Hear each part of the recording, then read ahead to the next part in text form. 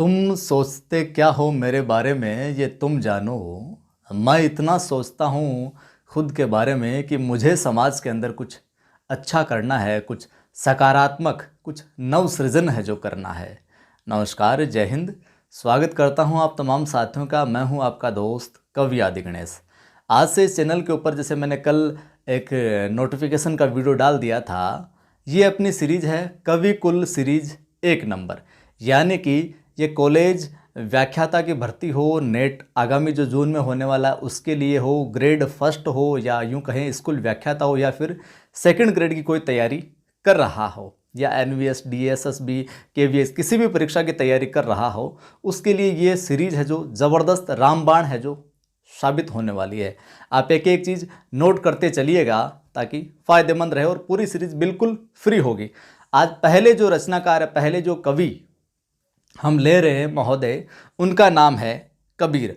कबीर के विषय में कंप्लीट जानकारी दूंगा, चाहे नेट की परीक्षा में भी यहाँ से सवाल मिलेगा आपको, कॉलेज व्याख्याता में, स्कूल व्याख्याता ग्रेड या फिर सेकंड ग्रेड, तमाम भर्ती परीक्षाओं के लिए उपयोगी रहेगा। साहित्य इतिहास आपका ज़बरदस्त हो जाएगा। इन रचनाकारों के विषय में किस किस ने क्या क्या कुछ कहा है वो भी मैं आपको यहाँ पर बताता चलूँगा।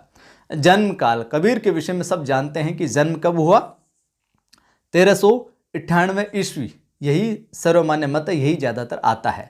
ठीक है। ज्येष्ठ पूर्णिमा विक्रम संवत 1455 में, 1398 ईस्वी सन आए तो 1398, विक्रम संवत आए तो 1455 करना, ज्येष्ठ पूर्णिमा को विक्रम संवत। मृत्युकाल की बात आए 1518 ईस्वी और 1575 विक्रम संवत, 1575 विक्रम संवत। इनके जन्म काल के संबंध में एक पद है जो प्रमाण के रूप में मिलता है। कई बार ये परीक्षा के अंदर सवाल आया है। ये पद है जो दे दिया गया है और पूछा गया है ये पद किसके जन्म से संबंधित है।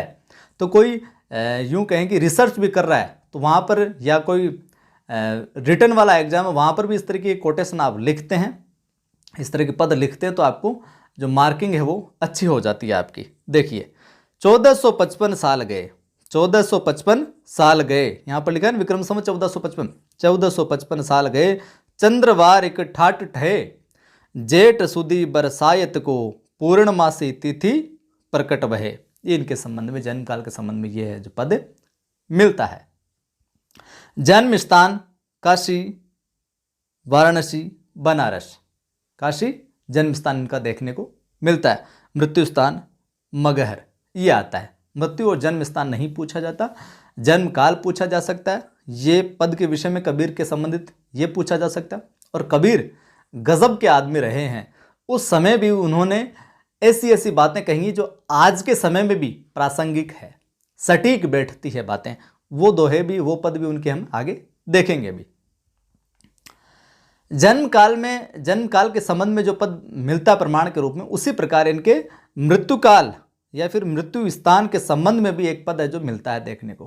क्या कि संवत 1575 कियो मगहर को गोन, कियो मगहर को गोन, और माघ सुदी एकादशी रल्यो पौन से पौन, रल्यो पौन से पौन। चलिए, एक किंवदंती है इनके विषय में। किंवदंती क्या है कि इनका जो जन्म है एक विधवा ब्राह्मणी के है जो गर्भ से हुआ था। कबीर के विषय में किंवदंती क्या है, कंप्लीट डिटेल बताऊंगा, और हर रोज इस कवि कुल की सीरीज में हर एक कवि की रोज आपको कंप्लीट जानकारी मिलेगी, तो साहित्य इतिहास बहुत तगड़ा हो जाएगा और निःशुल्क की सीरीज चलेगी। तो इस वीडियो को आपको ज़्यादा से ज़्यादा शेयर करना है और साथियों को बताना है, इसके विषय में लाइक करना है, कमेंट करके बताना ये सीरीज कैसी लगी, और पहली बार देखने वाले सब्सक्राइब भी कर लेना। आगे देखते हैं।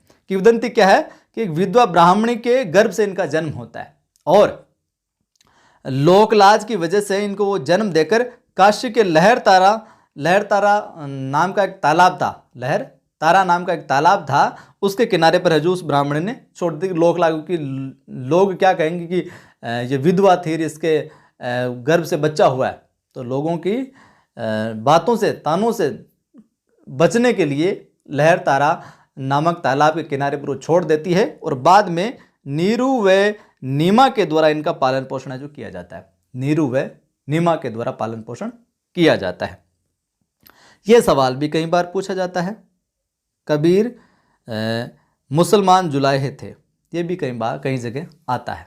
अब देखिए क्रमशः जन्म कब हुआ? 1398 में। जन्म होता है 1398 ईस्वी में, मृत्यु 1518 ईस्वी में। गुरु कौन थे? रामानंद। गुरु के विषय में पूछ लिया जाए, इनके गुरु कौन? रामानंद थे। पिता कौन? नीरू। माता कौन? नीमा। पत्नी कौन? लोई। पत्नी कौन? लोई। पुत्र कौन? कमाल। और पुत्री कौन? कमाली। तो रामानंद गुरु है, नीरू पिता है, नीमा माता है, लोई पत्नी है, कमाल पुत्र है और कमाली पुत्री है साहब। ठीक है, यहाँ तक मामला। यहाँ से कोई भी सवाल आए तो आपका गलत है, जो नहीं होना चाहिए। नोट करते चलें तो बेहतर होगा, नहीं नोट करते चले तो अच्छे से सुनते चलिए, और कभी कभार जब भी समय मिले 2-4 रोज बाद में और एक एक कवि के इस सीरीज को सुनते रहिएगा। काव्य भाषा कई बार पूछा जाता है कि कबीर की काव्य भाषा क्या है, तो साहब कबीर की काव्य भाषा क्या है? सद्दूकड़ी है। और कबीर की भाषा को यह नाम आचार्य शुक्ल ने दिया था। जो सद्दूकड़ी भाषा है, ये नाम किसने दिया? आचार्य शुक्ल ने ये नाम है जो दिया था। साथ ही साथ ये भी आप बात ध्यान में रखना कि डॉक्टर श्याम सुंदर दास ने कबीर की भाषा को पंचमेल खिचड़ी है जो भाषा कहा है। कबीर की भाषा को श्याम सुंदर दास ने क्या कहा है? पंचमेल खिचड़ी। तो सद्दूकड़ी तो रामचंद्र शुक्ल ने नाम दिया, और पंचमेल खिचड़ी जो नाम है वो श्याम सुंदर दास ने दिया। यहाँ तक मामला ठीक है। कई बार ये सवाल भी आता है कि कबीर किसके समकालीन थे, तो कबीर थे साहब सिकंदर के समकालीन। कबीर किसके समकालीन थे? सिकंदर के समकालीन। साथियों, पढ़ना बहुत मुश्किल काम नहीं है, बस मन लगाकर जी जान लगाकर पढ़ते रहिए कि जो मैं पढ़ रहा हूँ इसी से मेरा आज वर्तमान है जो प्रश्न ठीक होने वाला, और इसी से मेरा भविष्य ठीक होने वाला है। रम जाइए, आपको फिल्म देखने में मज़ा आता है, किताबों में वही मज़ा ढूंढिए आप कि यही एक फिल्म है, यही हिंदी साहित्य का इतिहास 350-400 पन्नों का 1-2 महीने की फिल्म चल रही है। कबीर ने क्या क्या किया, मैथिली शरण गुप्त ने क्या क्या किया, निराला ने क्या क्या किया, आदिकाल क्या है, भक्ति काल क्या है, रीतिकाल में कौन कौन से कवि हुए, आधुनिक काल में कौन से कवि हुए, क्या क्या विशेषताएं, क्या उनकी रचनाएं हैं, रचनाओं की क्या क्या विशेषताएं प्रवृत्तियां हैं। इस प्रकार से मूवी की तरह यहाँ पर चलाओगे तो सारी चीज़ें हैं जो आपको याद होती चली जाएगी। बाकी तो फिर मज़ा आने को तो मज़ा लेने को तो लोग किसी में भी ले सकते हैं, और नहीं आने को तो किसी में भी नहीं आए। कबीर की रचनाएं साहब, कबीर की रचनाओं से संबंधित भी सवाल आता है। बीजक रचना, सबसे पहले इनकी रचना कौन सी आती है? बीजक। 1464 ईस्वी संपादक किया था धर्मदास ने। संपादन का काम किसने किया? धर्मदास ने किया। बीजक का 1464 ईस्वी में, ठीक है, 1464 के अंदर। साखी, साखी पहला जो भाग है 353 दोहे इसमें मिलते हैं, 353 इसमें दोहे मिलते हैं, और इसमें सांप्रदायिक शिक्षा और सिद्धांत के उपदेश। आपसे पूछ ले जाए साखी के अंदर क्या है, तो साखी यानी शिक्षा, इसमें सांप्रदायिक शिक्षा और सिद्धांत के है जो उपदेश मात्र हैं। दूसरा पाठ शबद, शबद, शबद में 115 पद है। शबद अलग से पूछ ले आपसे इनकी रचनाओं में, तो शबद में 115 पद, 115 पद देखने को मिलते हैं। इसमें माया संबंधी विचार है। तो शबद के अंदर क्या है? माया। साखी शबद रमेनिन आपने सुना होगा बीजक के अंदर। तो शबद जो है इसमें माया संबंधित विचार देखने को मिलते हैं कि माया क्या, माया किस प्रकार से व्यक्ति को जगड़ती है, ठीक है, वो सारी चीज़ें। रमैनी, इसमें 84 पद देखने को मिलते हैं, 84 पद देखने को मिलते हैं, और इसमें राम भक्ति संबंधी पद हैं और चौपाइयाँ हैं, या यूँ कहें ईश्वर संबंधी, शरीर रचना संबंधी बातें हैं जो रमैनी के अंदर मिलती है। इसमें 84 है जो पद है। 84 शबद में 115 है, और साखी में 353 दोहे हैं। चलिए, ये सवाल कई बार पूछा जाता है। कौन सा सवाल? सवाल ये बहुत बार पूछा गया है कि कबीर के राम कौन से राम हैं? तो साहब कबीर के राम दशरथ पुत्र राम नहीं है, ये बात ध्यान में रखना, क्योंकि जो राम जी थे, भगवान राम जी जो थे दशरथ के पुत्र, वो कबीर जिनका सुमिरन करता है वो राम नहीं है। कबीर का राम जो क्या है? परम या पर ब्रह्म, परमेश्वर निर्गुण ब्रह्म है। तो कबीर का राम निर्गुण निराकार है। कबीर का राम निर्गुण निराकार राम है। कबीर का राम दशरथ पुत्र राम नहीं है। यह सवाल बहुत बार पूछा गया है, ध्यान में रखिएगा। अगला ग्रंथ देखें इनसे संबंधित, कबीर ग्रंथावली 1928 ईस्वी में, और संपादन का काम श्याम सुंदर दास। कबीर ग्रंथावली श्याम सुंदर दास संपादन किया था 1928 में। कबीर के पद आचार्य क्षितिमोहन सेन, कबीर के पद नाम से एक रचना है आचार्य क्षितिमोहन सेन की, ये भी ध्यान में रखना। बीजक पर रचित टीका, जो बीजक जो ग्रंथ है धर्मदास द्वारा संपादित, उस पर एक रचित टीका है त्रिज्या पुरनदास द्वारा। बीजक पर रचित टीका त्रिज्या पुरनदास द्वारा, किसके द्वारा? पुरनदास द्वारा, त्रिज्या। अब सबसे प्रमुख बात आ जाती है, यहां से सवाल नेट, कॉलेज व्याख्याता में, स्कूल व्याख्याता में और सेकंड ग्रेड में, इन सभी भर्ती परीक्षाओं में, और एनवीएस, केवीएस, डीएसएसबी और जो एमपी की यूपी की भर्ती परीक्षाएं, उनमें पूछा जाता है। विशेषताओं से संबंधित, परवर्तियों से संबंधित परीक्षा में सवाल है जो कबीर का बहुत उच्च स्तरीय वाला है, जो बन जाता है। तो हम पूरा, जैसे मैंने प्रारंभ में कहा और कल डेमो वाली, कल इंट्रो वाली क्लास में मैंने कहा, हर एक कवि को बहुत गहराई तक देखेंगे, टू द पॉइंट सटीक देखेंगे परीक्षा में आने वाली चीजें। धार्मिक आडंबरों का विरोध, कबीर काव्य की पहली विशेषता देखने को मिलती है क्या? धार्मिक आडंबरों का विरोध। क्या कहता है कबीर कि कंकर पत्थर जोड़ के मस्जिद ली चनाए और ताचड़ मुल्ला बांग दे, क्या बहरा हुआ खुदा? कि कंकर पत्थर जोड़ के मस्जिद तो बना ली बड़ी सी, और उसके ऊपर मुल्ला चढ़कर बांग दे रहा, क्या खुदा बहरा हो गया है क्या? धार्मिक आडंबरों का विरोध। नहीं, इन्होंने हिंदुओं को छड़ा, आगे हम देखेंगे, न मुसलमानों, मतलब जो जो इनको बात इनके भेजे में नहीं घुसी कि यार ये क्या कर रहे हैं, अपनी वर्तमान स्थिति को देख नहीं रहे और इस तरह की चीजें कर रहे हैं। तो धार्मिक आडंबरों का इन्होंने विरोध किया है। आत्मा परमात्मा का एकत्व प्रतिपादन, इनके विशेषता और इनकी काव्य क्या? आत्मा परमात्मा का एकत्व, कि आत्मा परमात्मा एक, क्या? कि जल में कुंभ, कुंभ में जल है, जल में कुंभ, कुंभ में जल है, बाहर भीतर पानी, और फूटा कुंभ जल जल ही समाना, तत् कहो ये ज्ञानी। कि जल में ही कुंभ है, कुंभ में ही जल है, बाहर भीतर दोनों पानी है भैया, और फूटा कुंभ जल जल ही समाना, और तत् कहो ये ज्ञानी। ये ज्ञानी लोगों ने कहा है भैया। तो आत्मा परमात्मा का एकत्व प्रतिपादन इनके काव्य की क्या है? विशेषता मिलती है। तीसरी विशेषता पुस्तकीय ज्ञान का प्रयास, कि भैया तुम इन किताबों के पोथियों के चक्कर में पड़े रहते हो, इन इस ज्ञान का भी इन्होंने प्रयास किया है। क्या? कि पोथी पढ़ पढ़ जग मुआ, पंडित भैया ने, कोई किताबें पढ़ पढ़ के भैया पंडित कोई नहीं भैया, एक आखर प्रेम का पढ़े सो पंडित हो। अगर एक अक्षर भी प्रेम का पढ़ ले तो वही पंडित हो जाते। यानी कि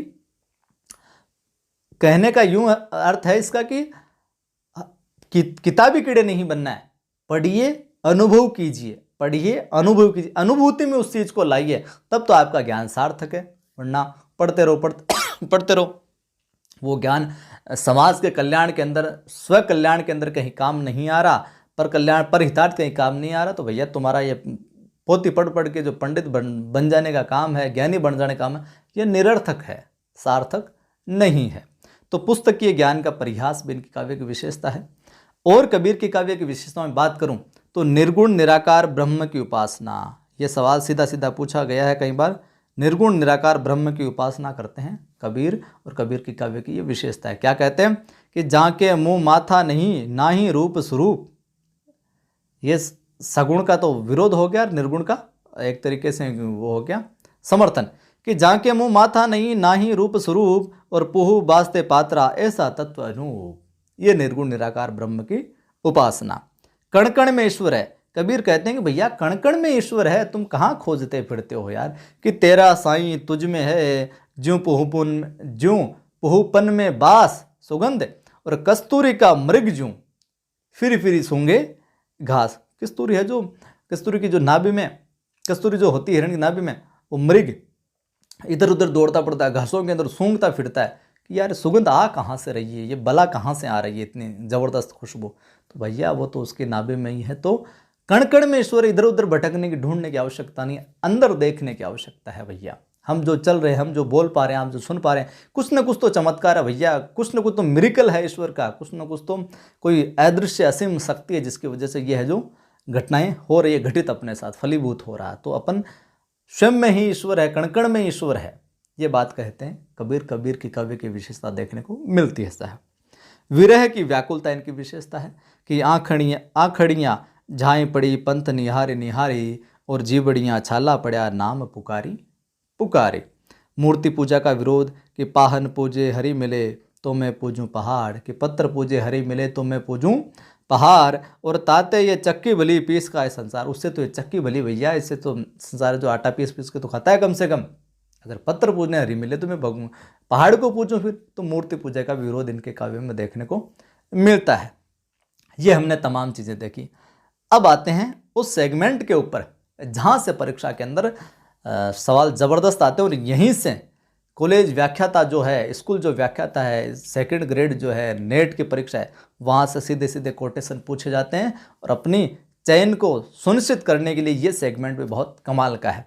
कबीर के विषय में विभिन्न विद्वानों के मत, इसको मैं प्रारंभ करूं बताऊं उससे पहले मैं बता दूं, अपनी एप्लीकेशन है नवसृजन क्लासेज नाम से, डिस्क्रिप्शन में लिंक मिल जाएगा। प्ले स्टोर पर सर्च करोगे आप क्या, नवसृजन क्लासेज, नवसृजन क्लासेज, तो वहाँ पर फर्स्ट ग्रेड का बैच चल रहा है, फर्स्ट ग्रेड का सुपर 100 का बैच चल रहा है। आज शाम तक ऑफर भी है, तो वहाँ पर अपना कोर्स आप ले सकते हैं। डेमो क्लास आपने यहाँ पर देख ली, इसी प्रकार की क्लासेस वहाँ पर मिलेगी। नोट्स पैटर्न के ऊपर आपको समझ में आता है, मेरा ये तरीका समझ में आते हैं, मेरे द्वारा ये समझाई गई चीज़ें, तो आप फर्स्ट ग्रेड के सुपर 100 बैच से जुड़िए और अपनी तैयारी को आज से है जो धार लगाइए, ताकि आपका चयन सुनिश्चित हो।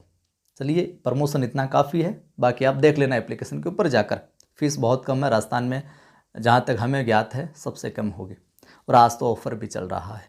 आचार्य रामचंद्र शुक्ल कहते हैं, कबीर के विषय में विद्वानों के मत हम मैं बात करूं तो आचार्य शुक्ल कहते हैं कि कबीर में जो रहस्यवाद है ना, वो वह सर्वत्र एक भावुक रहस्यवाद नहीं है। कबीर का जो रहस्यवाद है वो सर्वत्र एक भावुक रहस्यवाद नहीं है, ये शुक्ल कहते हैं कबीर के विषय में। ठीक है बात। दूसरा कथन, हजारी प्रसाद द्विवेदी क्या कहते हैं? हजारी प्रसाद द्विवेदी कहते हैं कि हिंदी साहित्य के 1000 वर्षों के इतिहास में अगर मैं बात करूं तो कबीर जैसा व्यक्तित्व लेकर कोई लेखक उत्पन्न नहीं हुआ, और महिमा में यह व्यक्तित्व केवल एक ही प्रतिद्वंदी जान पड़ता है, वो है तुलसीदास। क्या कहते हैं हजारी प्रसाद कि हिंदी साहित्य के 1000 वर्षों के इतिहास में कबीर जैसा व्यक्तित्व लेकर कोई लेखक जो उत्पन्न नहीं हुआ, और महिमा में यह व्यक्तित्व जो है बात करें तो केवल एक व्यक्ति देखने को मिलता है प्रतिद्वंदी, वो मिलता है तुलसीदास। हजारी प्रसाद साहब का कथन है कबीर के विषय में। लक्ष्मी सागर वार्ष्णेय क्या कहते हैं कि कबीर में काव्य कम और काव्य की जो अनुभूति है वो अधिक है। काव्य कम और काव्य अनुभूति अधिक है, लक्ष्मी सागर साहब कहते हैं कबीर के विषय में। डॉक्टर चंद्रबली पांडे क्या कहते हैं? डॉक्टर चंद्रबली पांडे कहते हैं कि कबीर का रहस्यवाद प्राय शुष्क और नीरस है। कबीर का रहस्यवाद किस प्रकार का? शुष्क और नीरस है। वहीं डॉक्टर बच्चन कहते हैं कि कबीर ने अपने प्रतीक मुख्यतः 4 स्थानों से चुने। ये सवाल बहुत बार आया है, इस कथन वाला सवाल तो आया ही है सीधा, जो प्रतीक चुने हैं ना, कहाँ से क्या क्या चुना है, वो सवाल आया है। डॉक्टर बच्चन कहते हैं कि कबीर के अनुसार कबीर ने अपने जो प्रतीक है मुख्यतः 4 स्थानों से चुने। 4 स्थान कौन कौन से हैं? कि जीवन जगत से, जीवन जगत से, हस्तकला उद्योग से, प्रकृति से और नाथपंथी योगियों से। ये है जो यहाँ से इन्होंने प्रतीक है जो चुने हैं अपने प्रतीक। फिर डॉक्टर बच्चन आगे कहते हैं कि कबीर के समकक्ष गोस्वामी तुलसीदास है। अगर आपसे परीक्षा में कथन आ जाए कबीर के समकक्ष गोस्वामी तुलसीदास है, ये कथन किसका? ये कोटेशन कौन कहता है? तो ये कहते हैं डॉक्टर बच्चन सिंह।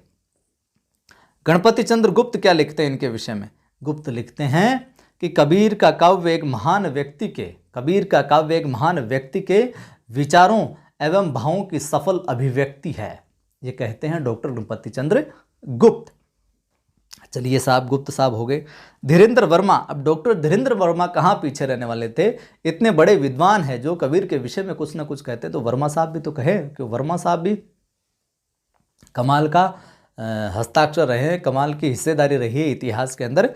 तो धीरेन्द्र वर्मा के अनुसार कबीर का व्यक्तित्व इतना प्रभावशाली था कि उनके विचारों के आधार पर एक संप्रदाय चल पड़ा, जिसे संत संप्रदाय की संज्ञा मिली। कि उनके विचारों के आधार पर एक पूरा का पूरा संप्रदाय चल पड़ा, और उस संप्रदाय की संज्ञा है जो संत संप्रदाय के रूप में जो उसको संज्ञा है जो मिल गई। तो ये थे साहब कबीर के विषय में सारी की सारी जानकारी। उम्मीद करता हूँ ये लेक्चर आपको पसंद आया होगा। फिर कह रहा हूँ, अपनी ऐप है नवसृजन क्लासेज, उसके ऊपर फर्स्ट ग्रेड का अभी बैच चल रहा है सुपर 100 का। उस बैच से जुड़िए, अपनी तैयारी को अपने चयन को सुनिश्चित कीजिए, तैयारी को धार लगाइए। जितनी मेहनत हम कर रहे हैं, हमारे साथ साथ मेहनत करते रहेंगे तो यकीनन सिलेक्शन है जो होगा हिंदी के अंदर ज़बरदस्त हो जाओगे आप। और कुछ जानकारी चाहिए तो ये जो नंबर दिए गए इन पर आप कॉल करके जानकारी ले सकते हैं। इस वीडियो को लाइक करें, शेयर करें, पहली बार देखने वाले साथी चैनल को सब्सक्राइब करें, बेल आइकन करें। जय हिंद, फिर मिलता हूँ।